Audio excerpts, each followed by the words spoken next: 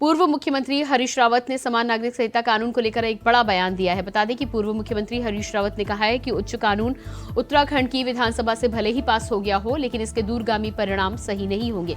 मुख्यमंत्री ने कहा है कि इससे परिवार टूटने की कगार पर आएंगे, ससुराल में रह रही बहु बेटियों के रिश्ते खराब हो सकते हैं। इस दौरान पूर्व मुख्यमंत्री हरीश रावत ने कहा कि इस कानून के लागू होने से भले ही उत्तराखंड को फायदा न मिले, लेकिन सत्ताधारी दल के मुखिया मुख्यमंत्री पुष्कर सिंह धामी का कद जरूर बढ़ गया है।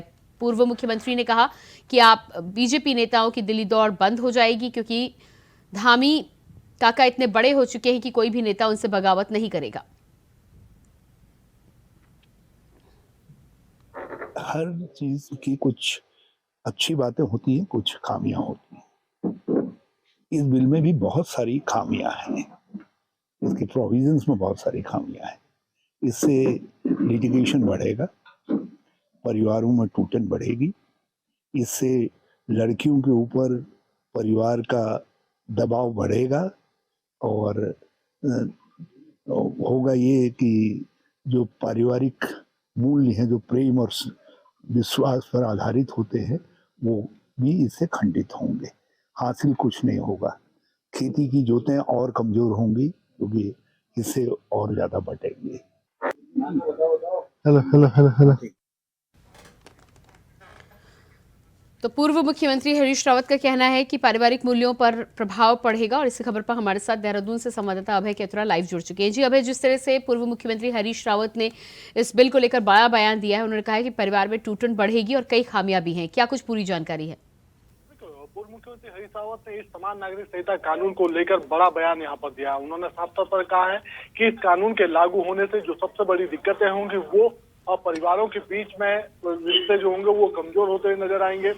जिन बेटियों की शादियां हुई है उन बेटियों पर दबाव ज्यादा पड़ेगा कि अपने मायके से उन्हें ज्यादा कुछ लाना पड़ेगा, क्योंकि वहां पर उन्हें पैतृक संपत्ति में अधिकार देने की बात इसमें कही गई है।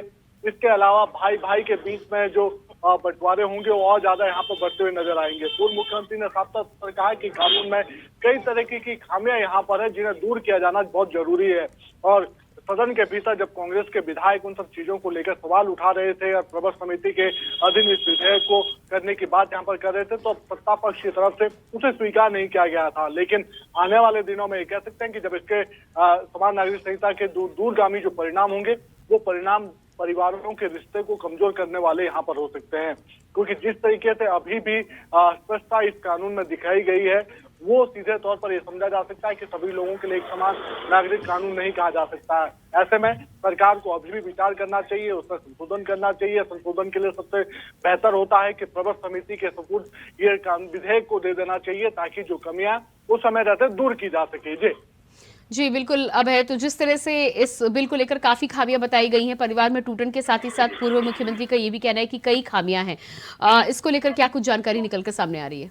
बिल्कुल, ये कह सकते हैं कि पूर्व मुख्यमंत्री हरीश रावत ने कानून के इस कानून में जो प्रावधान किए गए उन कानून की बारीक चीजों को उकेरने का काम यहाँ पर किया है। उन्होंने साफ तौर पर कहा है कि जिन जो संपत्ति का अधिकार इस कानून में दिया जा रहा है कि बेटियां अपने बाप की संपत्ति में उनका अधिकार यहाँ पर होगा, बराबर की हिस्सेदारी उनके साथ होगी। तो ऐसे में जब रिश्ते कमजोर होने की कगार पर होंगे, तो जो ससुराल के जो पक्ष होगा वो अपनी बहुओं पर दबाव ज्यादा डालने का काम यहाँ पर करेगा, कि ताकि वो जो उनकी जो हिस्सेदारी है, जो पैतृक संपत्ति उनकी है जिसमें उनकी हिस्सेदारी है, उसको लेने का काम यहाँ पर करे।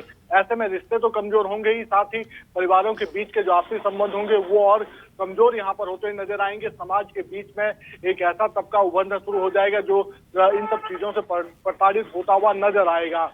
ऐसे में जो भाई भाई के बीच में जो संपत्ति का जो अधिकार होता था वो और कमजोर होता हुआ नजर यहाँ पर आएगा, क्योंकि जब बंटवारे की बारी आएगी तो समान अधिकारों के चलते ये कह सकते हैं कि परिवारों में समय से पहले ही वो टूटने शुरू यहाँ पर हो सकते हैं। तो ऐसे में वो सब चीजें खामियां यहाँ पर है, उसको दूर किया जाना है। इसके अलावा जो रिलेशन की जो बात यहाँ पर कही गई है वो देवभूमि के लिए सही नहीं कहा जा सकती है। उन्होंने साफ तौर पर उन सब चीजों का जिक्र यहाँ पर करा है कि अभी भी उत्तराखंड की जो मान्यता वो देवभूमि के रूप में लोगों के बीच में है। यहाँ के जो धर्म संस्कृति की जो आस्था प्रति है, उन सब चीजों से खिलवाड़ होता हुआ नजर आएगा। सिर्फ कुछ वर्गों को जिस प्रकार से और ये कह सकते हैं कि जनजातियों को छोड़ने का काम इस कानून में किया गया, तो ऐसे में कहा जा सकता है कि उन सब लोगों के साथ एक कुठाराघात सरकार यहाँ पर इस विधेयक के माध्यम से कर रही है जिन लोगों पर ये कानून यहाँ पर लागू हो रहा है। इसके अलावा सबसे जो बड़ी बात है कि सिर्फ उत्तराखंड में ही ये कानून मान्य होगा, उत्तराखंड से बाहर अगर किसी राज्य में कानून मान्य नहीं होगा, तो ऐसे में जाना चाहेंगे या जो लोग वहां पर रहते हैं उन लोगों के साथ किस प्रकार से न्याय वहां पर किया जा सकता है।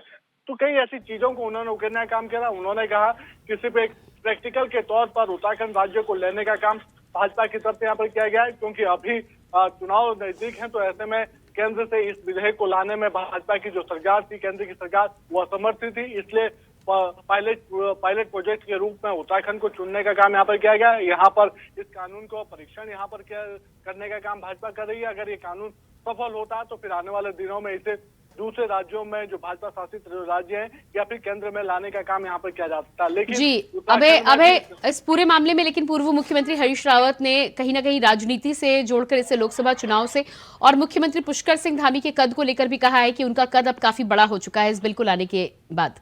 जी बिल्कुल, ये तो जरूर हो सकता है, ये जरूर यहाँ पर सत्य बात उन्होंने यहाँ पर कही है कि इस विधेयक के आने के बाद मुख्यमंत्री पुष्कर सिंह धामी की चर्चा अब बड़े नेताओं के रूप में यहाँ पर होने लगी है।